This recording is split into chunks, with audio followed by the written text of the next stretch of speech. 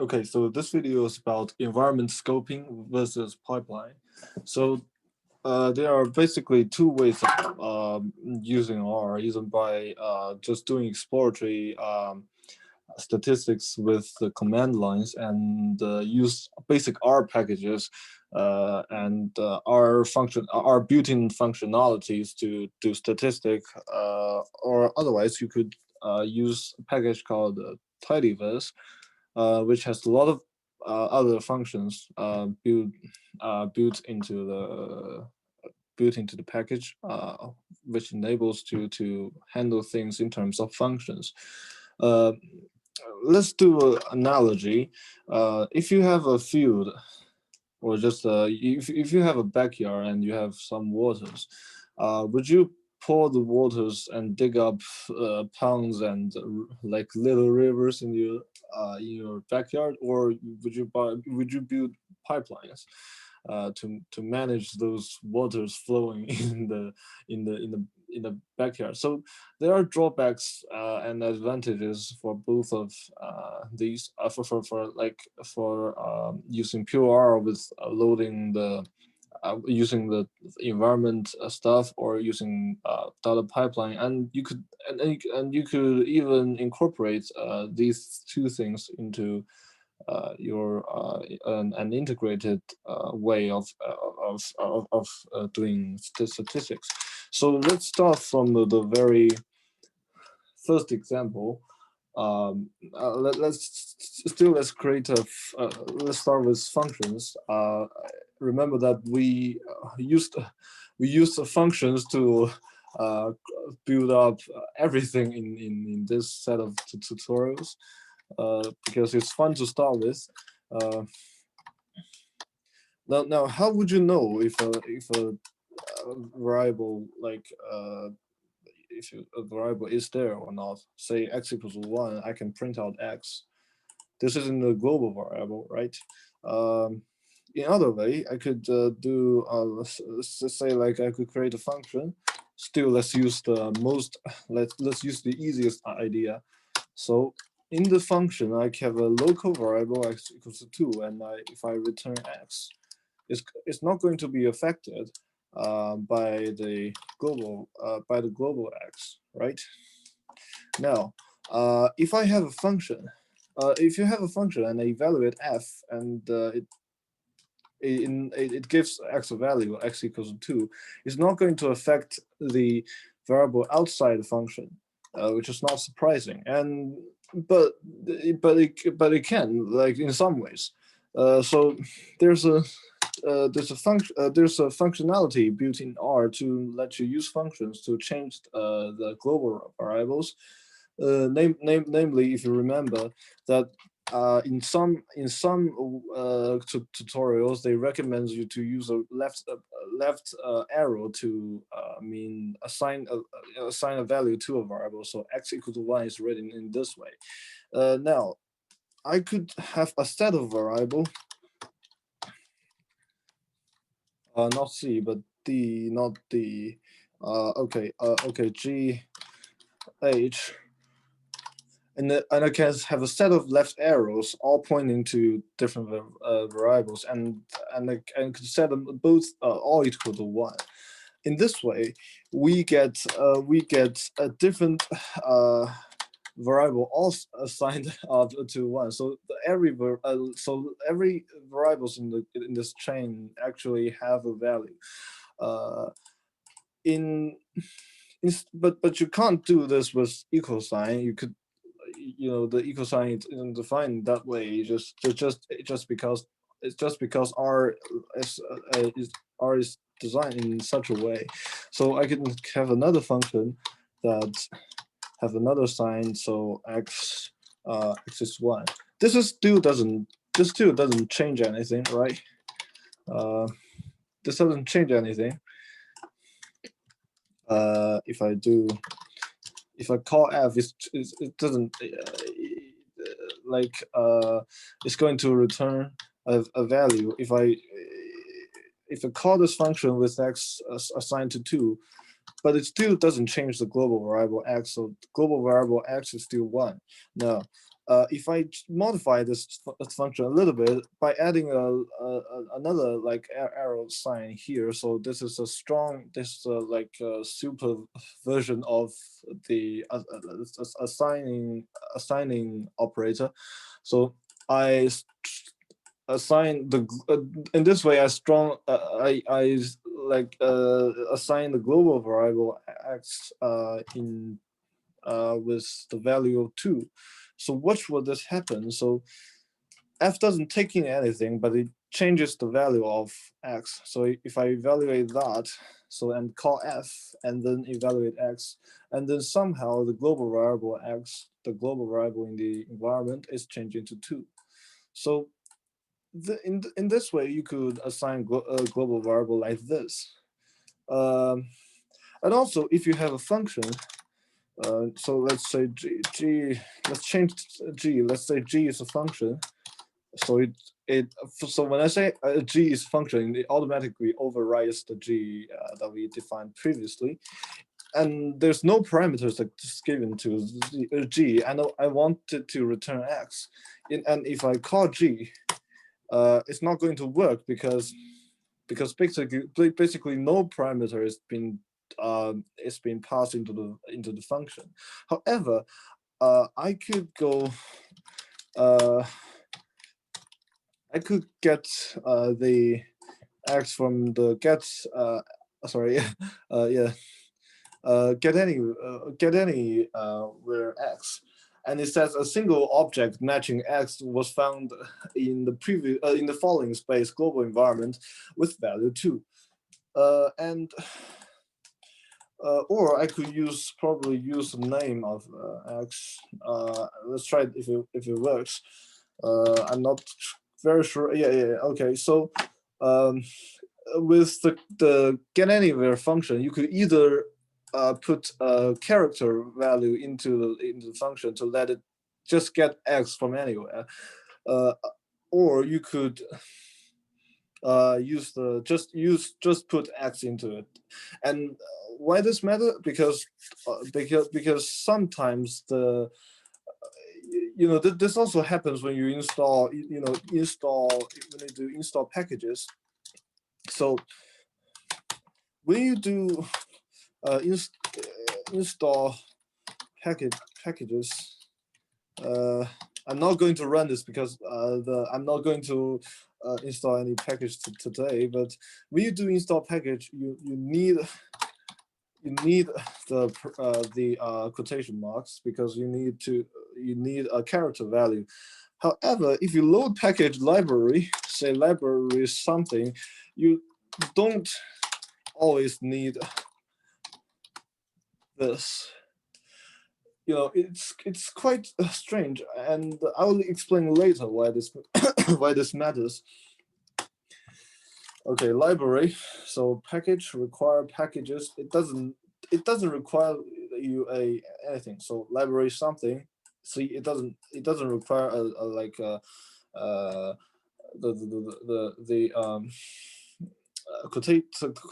quotation marks.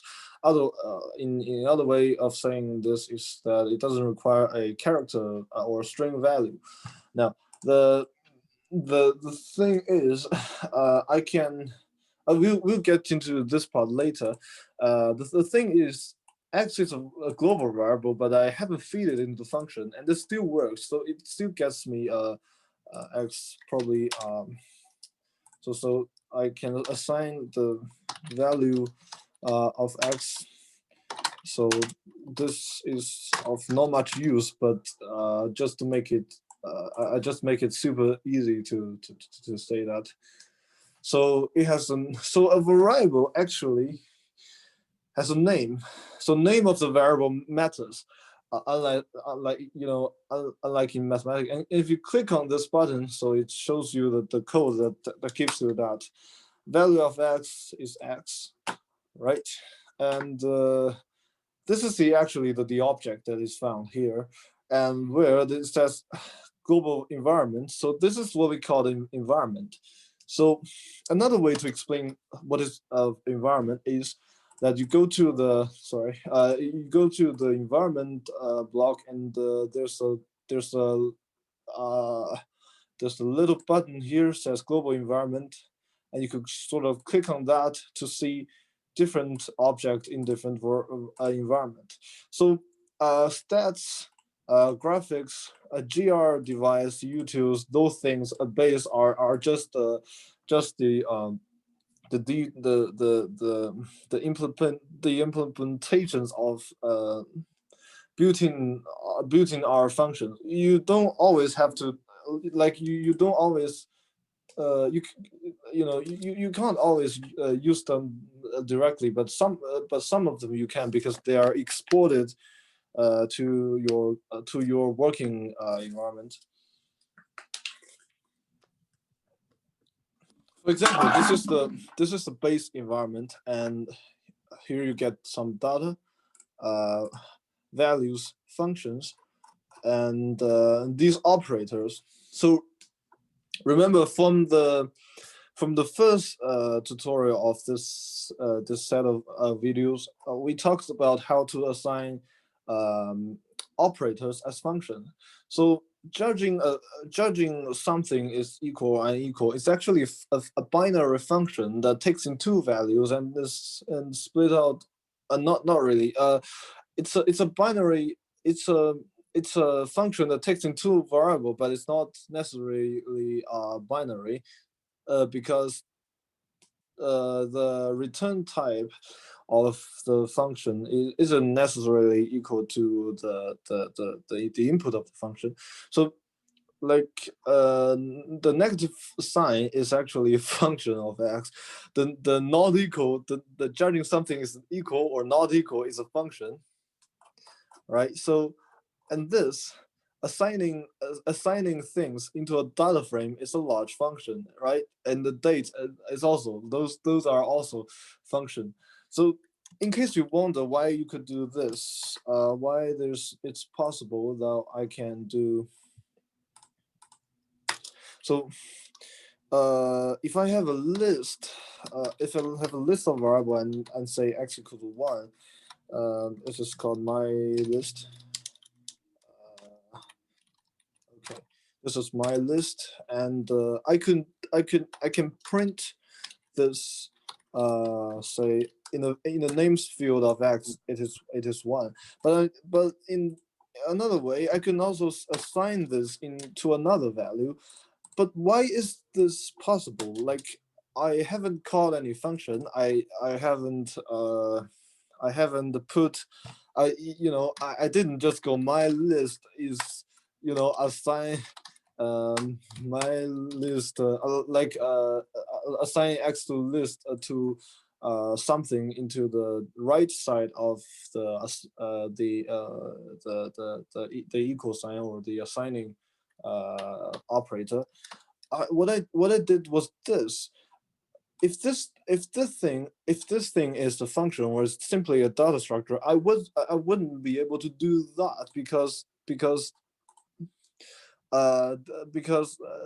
this is returning the value in my list. However, this is changing the value of this place in my list, and this shouldn't be possible.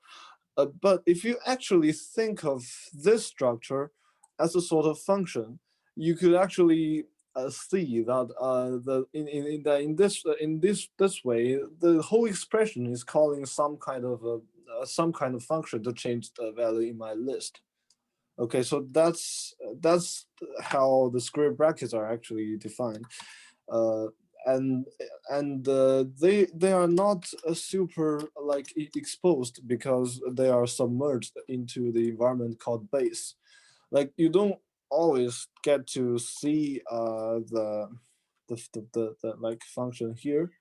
So if I click on that, you actually see that this is a function, just to prove that I'm not lying. Okay, and yeah, and it works. And just to see the function itself doesn't solve any problem. Let's say if I have another function that's also in the base, it says primitive. Okay, probably not this one, but let's do there's a function called t-test, and if I change if I print out the function here, it says t-test, and it has a byte code, and it gives me the environment it belongs to. If I get methods t-test, I can actually, oh sorry, not the method. If I want to say what's the content of the function, I can go find this object from anywhere, say get anywhere t-test. Okay, so this is actually like how it's been used. If you want to see if you want to see if a function that's not directly exposed into the global environment, you could use get anywhere to see the probably the interior of the function. If the function is written in R, in some cases it just says it's a primitive function. Probably it's written in C or in other language where it's already been compiled, and you couldn't really do that. So this is the get anywhere, and it's super useful because let's say I want to let's say I want to know how some function is defined.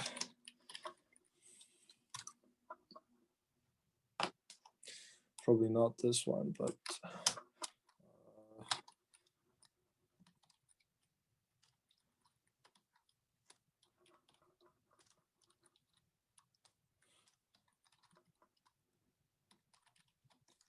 t-test dollar frame. Okay, sorry.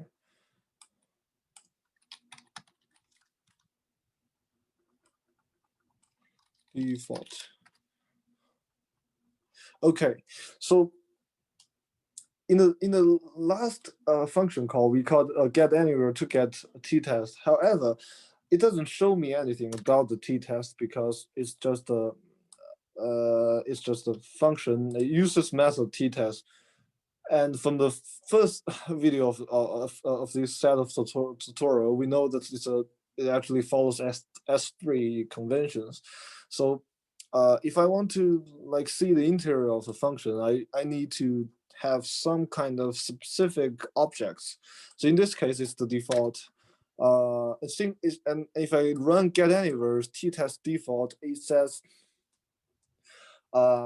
it's in the namespace stats, right? So if I go to stats from here, it's actually in this package environment. It's not directly exposed into the global variable. Let's hope it's not. I'm not. I forgot because in the last version of R, you couldn't really do that, right? If I run this t-test default directly in my global environment, nothing shows up because it's not directly exposed, right? But if I use get anywhere, it can actually find the hidden thing from the background, right? So this could be really useful if you want to learn how the statistical things are actually computed, because it exposes the algorithm itself. Let's say that's, if variance is equal, if variance is not equal. So if you want to learn how to compute t-tests for two set of maybe random distributions without equal variance variance, you should do this. Sometimes you can't really Google that, and it's hard to find it. But in R, it's super easy. You just look at the raw code and you get it. Okay. So weaker than the get anywhere function, there's a function called get, right? So get is a function to get a variable from specific thing, right? So it says get x position environment. You can specify what the environment you could get it from. So equivalently, you can get the variable from let's say base, and this it wouldn't work because it would tell you there's no such thing in the base, right? In base to show the t-test.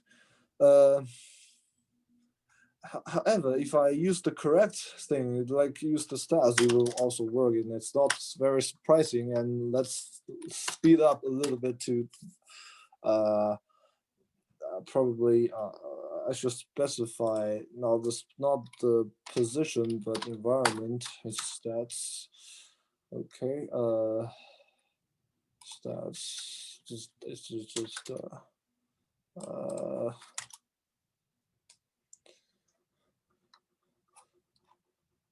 right. So that's found in only in that space. Okay.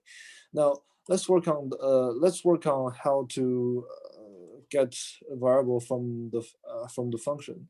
So if I have a function, if I have the x and y value, I could write h as a function using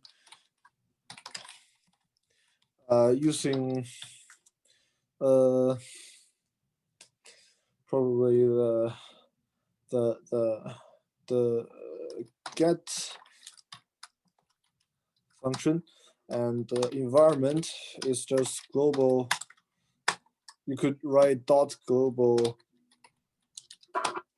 environment. So this is like the flag to show that I want it to be from the global environment, and it works out. Okay, so that's two, right? So so that's what I called you could get variable from different environment, even from packages. So okay, we already demonstrated that. We don't have to reiterate. Okay, so if I can get variable, I can also assign variable, and it's quite easy using the function called assign. Assign a value to a name, right? So what is the difference between this assign and the super left arrow called this one? So if I copy and paste this, you could do equivalent thing. If I could and can also do I let it return nothing. Okay, so I can also assign x with a value of 2. So environment is global environment. The reason is that in some cases you don't always want to assign things into global variable. Just as an analogy, that you don't always want to find the variable from wherever you want to find or assign a variable at a specific space, or at a specific a variable environment, so that it all works out. So let's demonstrate this function. Yeah, and it works. So you return null. So you could also delete this, I think. Yeah, you don't always have to have the return argument for the function in R, just as a reminder. Okay, so I will go on to introduce to you why from a comparison between pure, or maybe base R and tidyverse. This is not going to be a very professional thing. It's not going to be a very complicated tutorial. I'm just going to show you the easy case. So in the base R, you can you have a lot of data just but you can load the data frame, but you could not find the if I type in sepal length or how to I'm not really sure how to correctly pronounce this word, but let's just do. If I type in this variable, it's not found. Like then the column name of the data frame is not found, or in American English it's called data frame, whatever, right? It's data frame, depends on which accent you use, right? Like, okay, so if I want to plot iris, I can feed iris to the plot function, and this is probably the let's say this is probably the hello world program that you use for R, because that's probably in every I mean classical, probably traditional statistical tutorial. But if I want to plot all the variables, it's easy. If I want to plot two variables, it's hard because you have to specify it. Maybe sample length versus pedal length, maybe. Okay. If you do this, it wouldn't work because the variables are not in the correct place. But to get variable out of a data frame, this is different from scoping, but it's in analogy, it's similar. You could do this. Iris started sepal length, iris pedal length. However, we learned about formulas. So formulas at some point. So instead of writing in this way, I can write a formula with y and x. So this is a formula. So I want to do the dependent variable with respect to the dependent. I mean the y variable versus the x variable. I forgot how to. I just forgot that word. Okay, so and I could do data equals iris, and it works out nicely, and it's all the same. There's no difference between that, although apart from the label, because when you're using formula, I actually know the, it knows the name of the variable. If you do this, it's just to deparse, right? But by the way, it's also strange. It's similar to this problem. How does it know the name of the variable, right? How does it know I'm putting this variable into it? I didn't show that my variable is called this. And this is going to be very interesting. So so this thing is a variable, and you could do this. But if you run this, it only gives you the value. However, if this is an expression,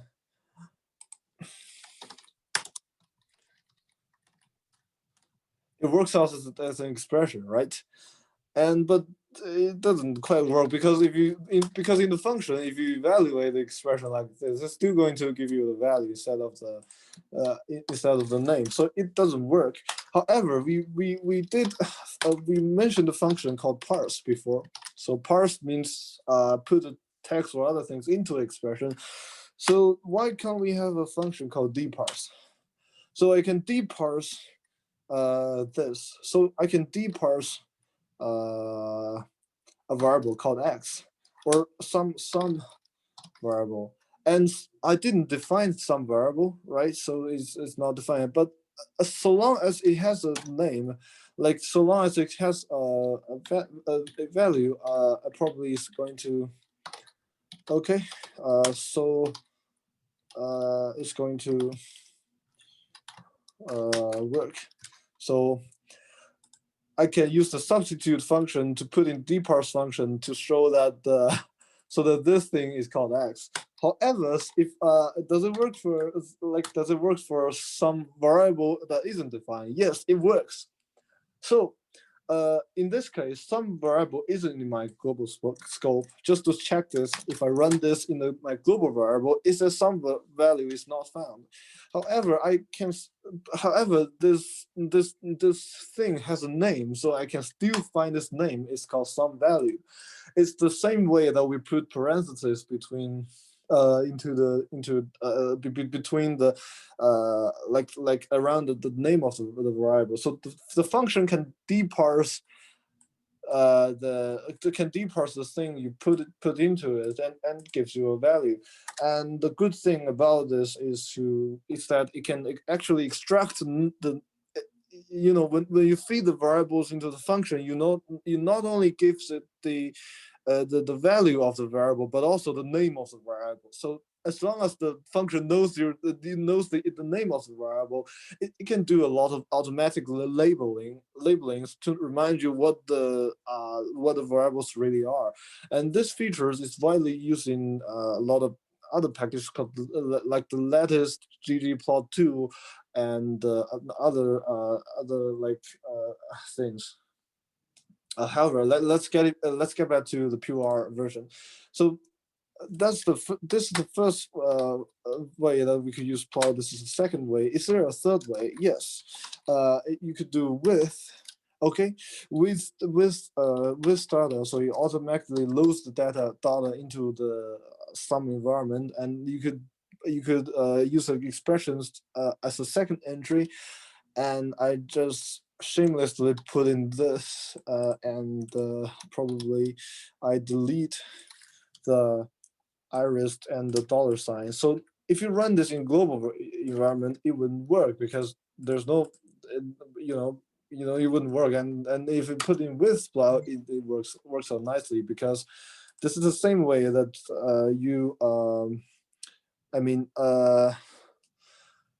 this is the same way that you could put data to an expression if the function doesn't have the data entry. A lot of package doesn't and a lot of functions doesn't take care of doesn't have this thing. And I think if you write a function like if you want to run so let's say you want to run a t-test or run some other functions, you're not going to always write a block called data because it's tedious, right? It's duplicated. It's not unnecessary. You just use with this, do that, and besides, I can even do within. So within does is that you could have a value, and you can do some data engineering to put another column, say sample length divide by pedal length is I just within the expression I just pretend that these things are actually exported in the variable because I don't want to I don't want to load the variable directly into my memory or my directly expose them into my global variable. So I have to say this is a new data frame called myIris, and if I look at this thing, if I look at myIris data set, the data set, let's keep it sort of consistent, and what you could see is that I added a column, right? Because the original iris dataset doesn't have that. It doesn't have the dataset. So this is the way that you manage those variables. And I think one thing nice about this is that I created a lot of column and did a lot of operations, but the columns of the data frame are not directly in the global environment, and this is important because if these things are in my global environment, I cannot write Scratch code easily because I have to worry about the conflicts between the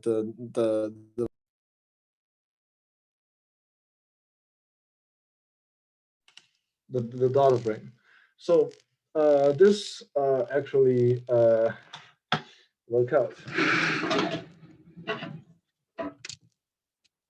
Now in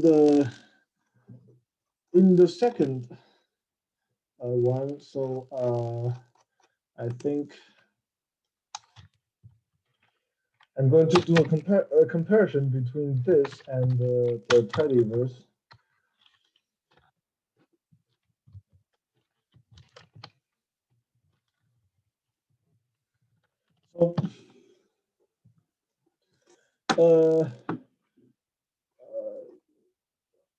So before this, I think it's probably to introduce the fourth way to do this. Okay, so this is the first way, this is the second way, this is the third way to do plotting and also manipulations of the data, and I could actually get the fourth way to manage data in the pure R, and this is called a loading variable. So if I load a variable called load, sorry, not load, it's I think attach iris, right? And that's it. Okay, if I run separates, it just works. And because of the sanity problem, I should also detach iris when I finish working, because otherwise it conflicts with other things in the global environment.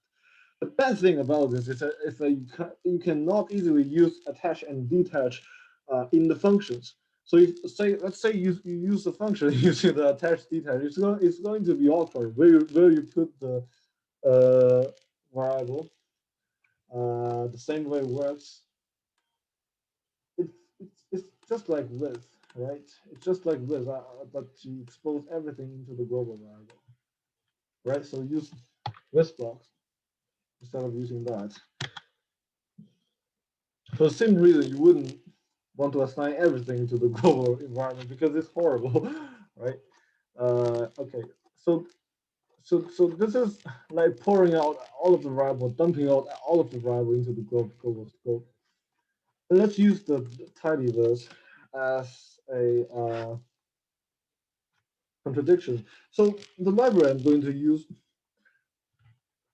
is called tidyverse. You probably have to install the thing called the tool called RTools. So probably I would recommend you to use RTools and probably DevTools later, and probably no, maybe DevTools is a little bit too advanced.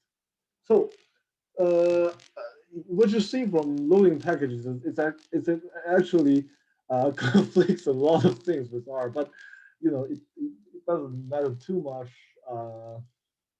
because as long as you're using tidyverse, you can always specify I want to use tidyverse in that namespace.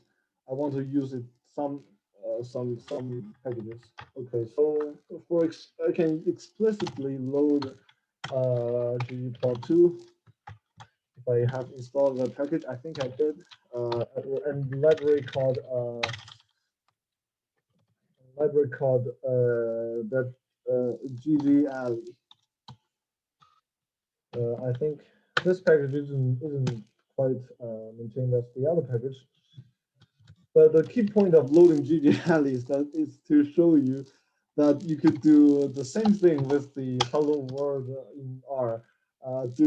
Let's just do data is iris, and you do nothing, and you basically do nothing. You run the program, and just it gives you a very complicated program. And remember what that is. That is an analogy to this plot. So it gives you a pairwise two variable plot, and this also gives you a pairwise two variable plot. It's super nice, super, and it's quite easy. Uh, the only way you could get this wrong is that you get some dependent variable where you see a lot of constant value in this, but not going to cover this too much. Uh, but the good thing about this is that you could feel probably I don't know. You could sort of use aesthetic. So don't worry now if you don't understand the grammar because it's species. Does it work? I think it works. Okay. Right. So the good thing is that it's more flexible than it's not quite flexible than that, but it's somewhat it's quite flexible because you could add things. However, you could argue that you could do the same thing with a pure R, and let's just do this with iris plot this because I like this better, and color is a map to species. I'm not really sure. Okay, so not color, but this color. Uh, Color is a species, but that's the two variable part. If I wanted to show the multi-variable version, I need to use this.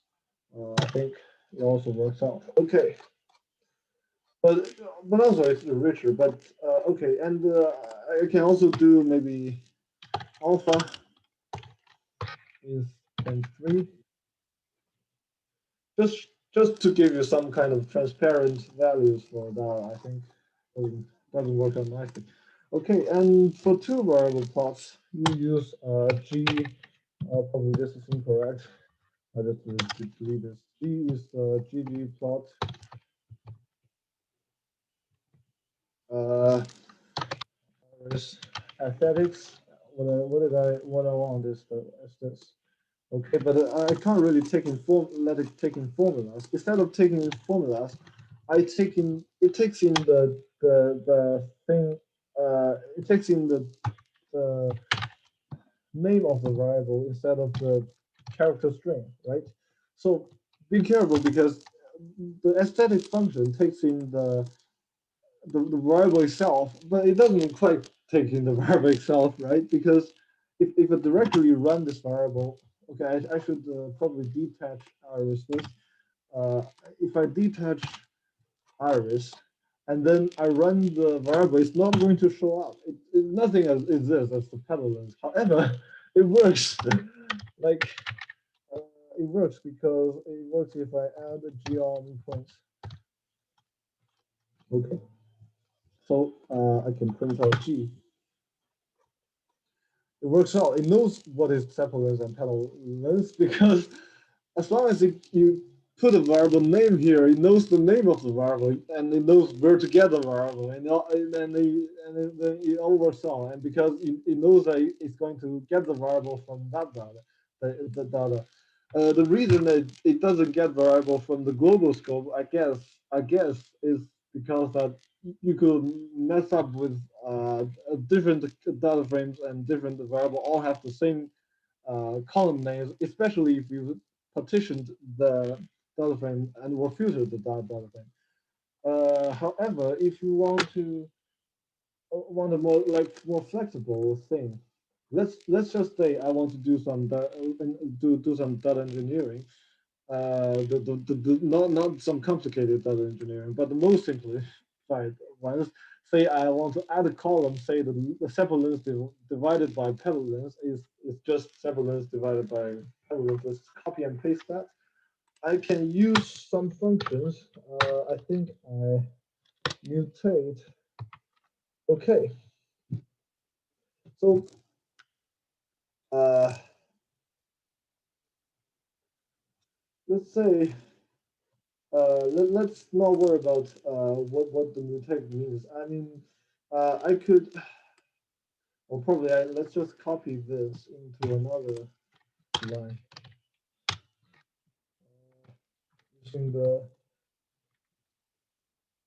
using the function called mutate. Actually, we are using two functions here. One is called mutate. One the other is called is the fancy right arrow. So the right arrow is it's just a reversed way of doing a function call. So I can call f of x. So if f is a function, let's say f is function of x that takes in x to return x cubed, and I can call f of x as in the normal way that we use f. I can also do this.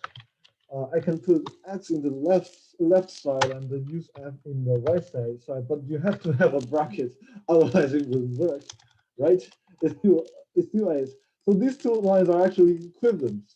But what's the benefit of using that, right? Suppose I get FG and HS. If I call it in this way, I will put another bracket outside the whole expression, and then later I added and I can have a lot of parentheses, and it's really hard to work out how many parentheses you should put, and it's easy to get errors.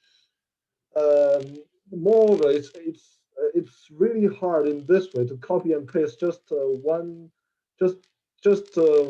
chain of function calls. But in this way, it's easier because it feeds a variable into the first argument of the function, and they all like it all works out to be functional to most of the in most of the case.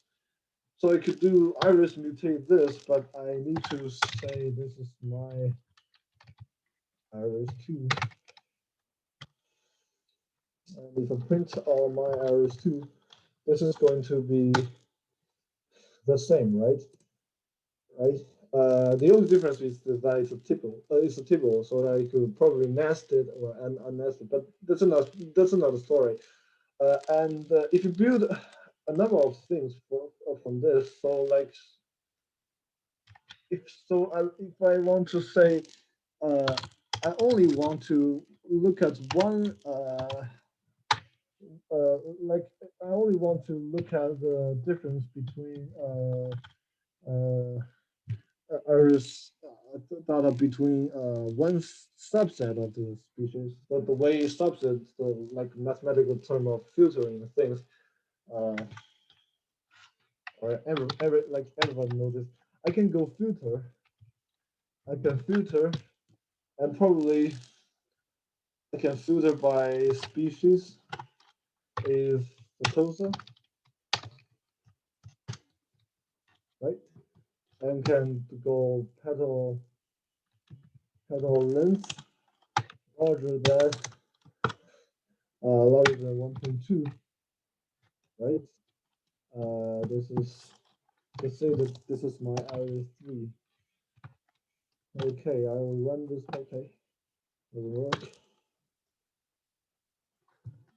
You should put logical expressions, so two equal signs here, and it all works out.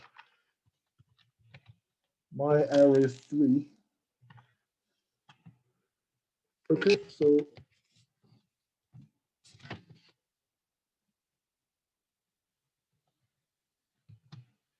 let's say let's see.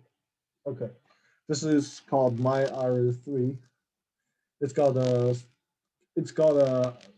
column that is mutated from or that is modified from the original thing, and it's only got entries of Satoshi. So it's pretty great. You could summarize that, and you could add more things. Like you could add more things to it, just to use the functions. To take the advantage of the functions of isolating variables and taking the take the advantage of the pre-built algorithms.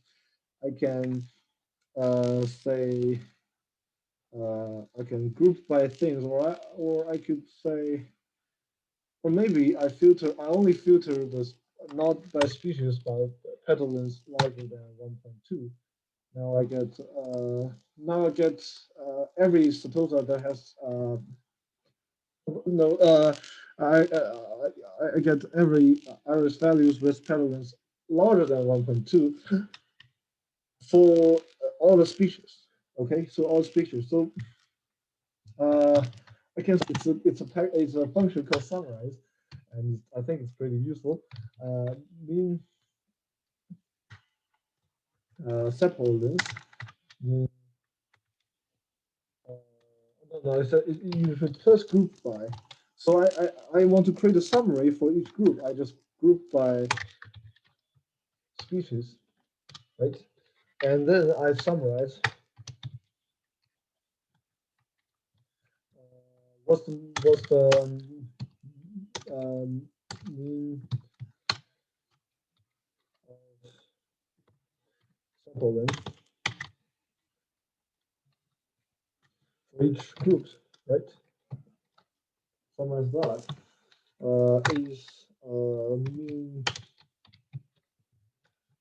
of sample length, and you can create more. And just you know, it's pretty useful, and it creates a like a pivot table to for each species. So for each group, it does that. If you use pure, you have to sort of find other ways to do the summary, and it's not as flexible as this. But if you pour out the variable into a large scope or into the width block, you can sort of use more versatile packages that are not compatible with tidy rooms. These are typically more probably more academical, or probably not, depends on which package you are using. So let's go back to the base R solution of analyzing iris, and say I want to do similar stuff with that, and it's going to be, it's not going to be really great, right? There's a function called subset. So you could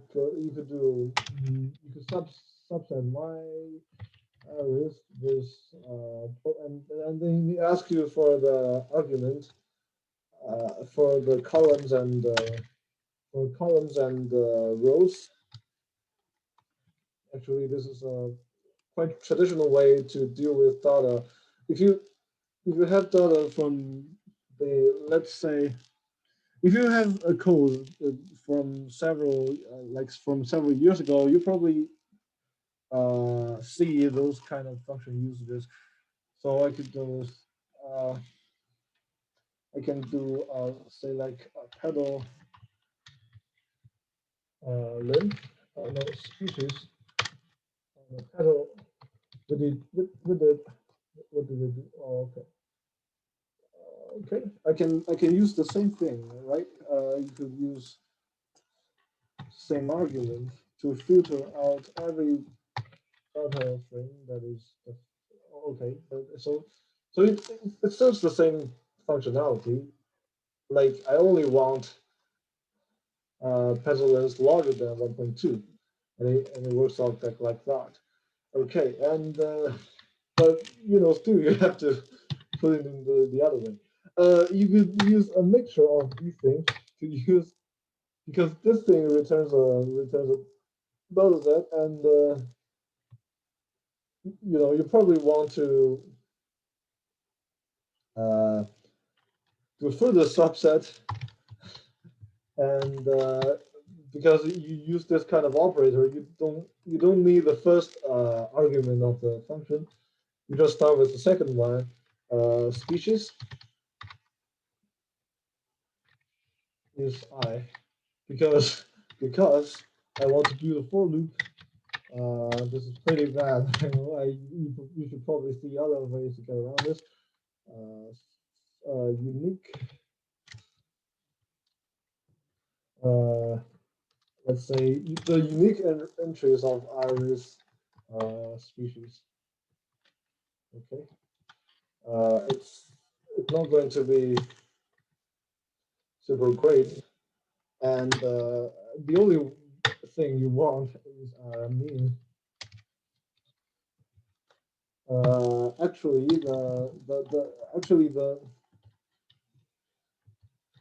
the meaning of I think maybe sepal length, sepal length.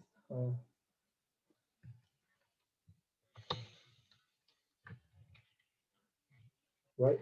So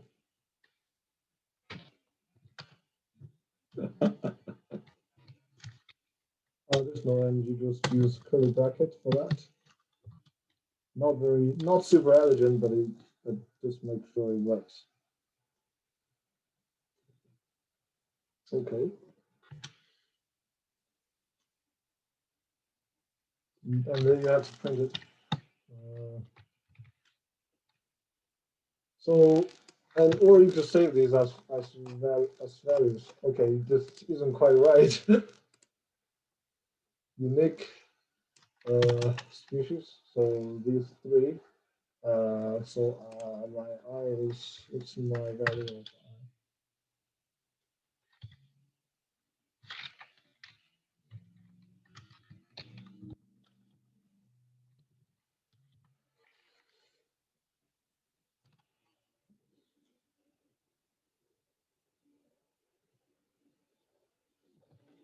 So see, we should be very careful about the number of brackets because sometimes but it's all great, isn't it? What if you know it's not that elegant actually. The thing like it still prints out all of the species probably did made some mistakes here. So species is well actually let's just do okay let's just do it in a not so automatic way. So it's quite awkward to do this as the drawback of putting other variables. But in sake of compatibility, it's probably I just do two of them. But in sake of the compatibility, it's still quite important to have that selection to have that opportunity to sort of do this. Okay.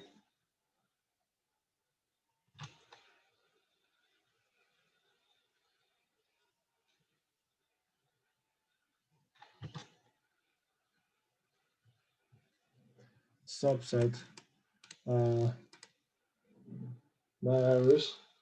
So I guess the compatibility isn't quite right, but I can do with this subset species is I, and then sepal length mean super ugly code. Well, yeah.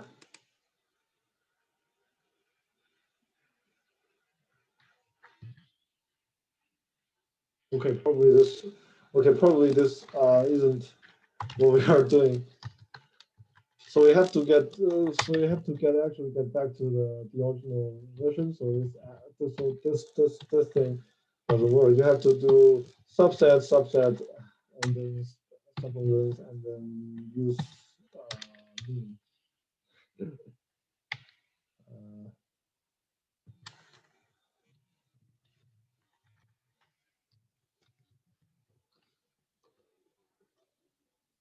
This is one of the reasons some are languages are really hard to work with.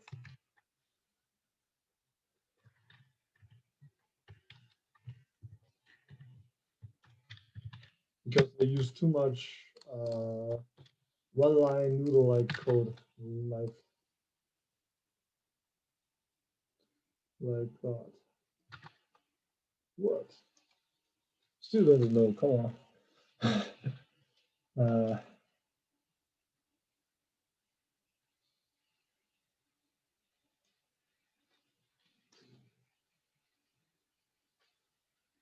Okay, this only gives me Setosa.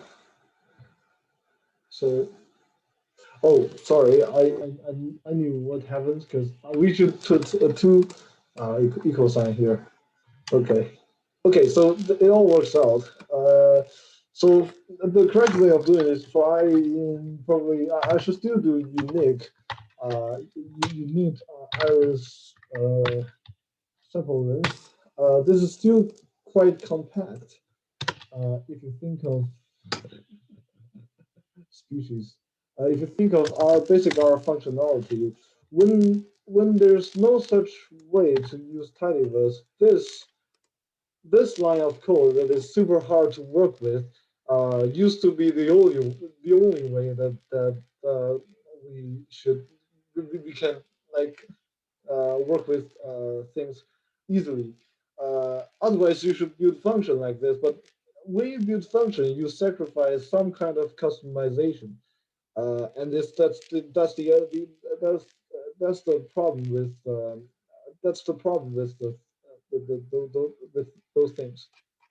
So, in summary, we can use scoping to manage the variable and what the environment they belong to.